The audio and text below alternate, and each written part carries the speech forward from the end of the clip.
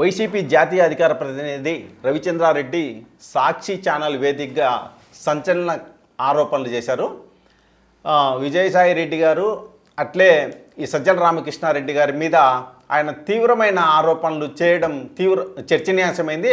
ఆయన చేసిన ఆ కామెంట్స్కి సంబంధించి సోషల్ మీడియాలో బాగా వైరల్ అవుతున్నాయి. ఆయన ఏమంటారంటే విజయసాయి రెడ్డి గారే వాళ్ళ ఎంపీలను టీడీపీ బీజేపీలోకి పంపుతున్నారనే ఆరోపణలు ఎదుర్కొంటున్నారు. కాబట్టి ఆయన ట్విట్టర్ వేదికగా కానీ లేదంటే మీడియా సమావేశం పెట్టి కానీ ఆ ఆరోపణలపైన వివరణ ఇవ్వాలా అన్నారు. ఇంకొకటి సజ్జల రామకృష్ణారెడ్డి గారి మీద నేరుగానే అటాక్ చేసినారు. అసాంఘిక అరాచక రాజ్యాంగేతర శక్తిగా అభివర్ణించినాడు ఈయనను సజ్జల రామకృష్ణారెడ్డి గారిని. ఆయన వల్లే పార్టీ ఓడిపోయిందని అన్నారన్నమాట. జగన్ గారేమో ప్రజల గుండెల్లో ఉన్నారంట, ఇలాంటి సకల శాఖ మంత్రి వల్లే ఓడిపోయినారని అంటున్నారు. ఈ కామెంట్స్ను ఎట్లా చూడాలి? ఈ కామెంట్స్ పైన వైసీపీలో ఎలాంటి అభిప్రాయం వ్యక్తం అవుతుందో ప్రముఖ రాజకీయ విశ్లేషకుడు పురుషోత్తం రెడ్డి గారిని అడిగి తెలుసుకుందాం. ఏమంటావన్నా?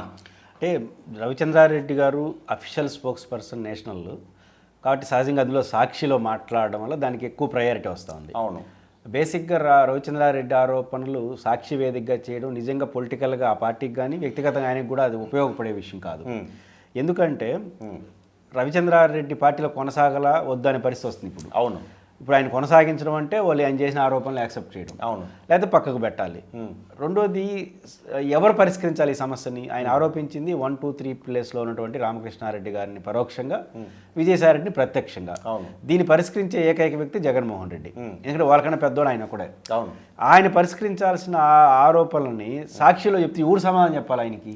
ఇది మౌలికమైన ప్రశ్న. కాబట్టి రవిచంద్రారెడ్డి గారు ఎంచుకున్న వేదిక కరెక్ట్ కాదు. అయితే ఆయన చేసిన ఆరోపణలు కరెక్ట్ తప్ప మనకు తెలియదు. ఆయన దగ్గర ఏ ఆధారాలు ఉన్నాయో వాళ్ళ పార్టీలు ఏం చర్చిస్తారో మనకు తెలియదు. కానీ ఆ వేదిక మంచిది కాదు. At the same time Jaganmohan Reddy గారు రివ్యూ చేసుకోవాల్సింది కూడా ఒకటి ఉంది. ఒక నేషనల్ స్పోక్స్ పర్సన్ అన్నా లేదా పార్టీ అధికార ప్రతినిధి ఎవరు? పార్టీ వాయిసే కదా. అవును, జగన్మోహన్ రెడ్డి గారి అభిప్రాయాలైనా పార్టీ నిర్ణయాలైనా ప్రజలకు చెప్పాల్సింది వాళ్ళే. అలాంటి వ్యక్తులు కూడా సాక్షి వేదికలో చెప్పాల్సిన పరిస్థితి వచ్చిందంటే మీకు చెప్పుకునే సమయం లేదా, మీరు అవకాశం ఇట్లేదు అనుమానాలు వస్తాయి. ఇప్పుడు జగన్మోహన్ రెడ్డికే చెప్పాల్సిన విషయం ఇది. ఇప్పుడు కోర్టు ఒక రకంగా ఈయనే పంపించేస్తున్నాడన్న రామకృష్ణారెడ్డి అసాంఘిక ప్రవర్తన కలిగిన వ్యక్తిని పరోక్షంగా ఆరోపించిన దీన్ని కంప్లైంట్ చేసి పరిష్కరించాల్సిన జగన్మోహన్ రెడ్డి. ఆయనకి చెప్పలేదా? చెప్పే అవకాశం ఇవ్వలేదా? ఇప్పుడు స్పోక్స్ పర్సన్ కూడా అధ్యక్షుడు అందుబాటులో లేకపోతే, ఇంత తీవ్రమైన ఆరోపణలు వచ్చినప్పుడు చెప్పుకునే అందుబాటులో లేనప్పుడు ఎవరిని తప్పుపట్టాలి? ఇట్లాంటి పని ఆయన సాక్షి వేదికగా ఉపయోగించుకున్నాడు. రెండో అంశం, ఇప్పుడు జగన్ గారిని నమ్ముతారా నమ్మరా? అంటే పాయింట్ ఏంటంటే రవిచంద్రారెడ్డి గారు చెప్పుకునే అవకాశం ఇవ్వడు.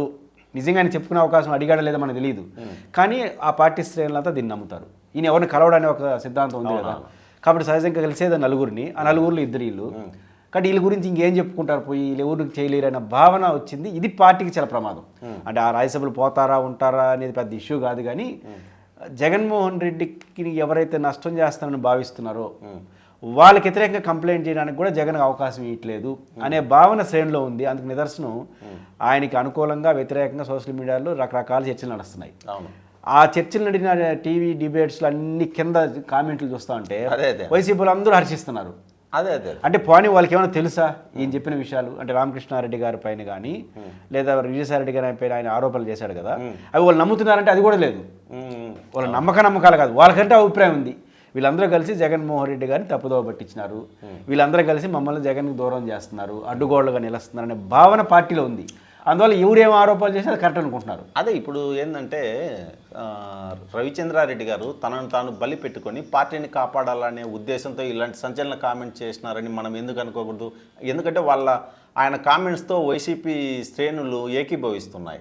ఆ పరిస్థితి ఉంది. అంటే మెజారిటీ నేను అనేది. అంటే రవిచంద్రారెడ్డి గారు పార్టీని కాపాడాలని చెప్పాడా, ఆ ఆవేశంలో టెంప్ట్ అయ్యి మాట్లాడినాడా, ఎవరికేం అర్థం కాదు, పటపట మాట్లాడేసినాడు. అవును.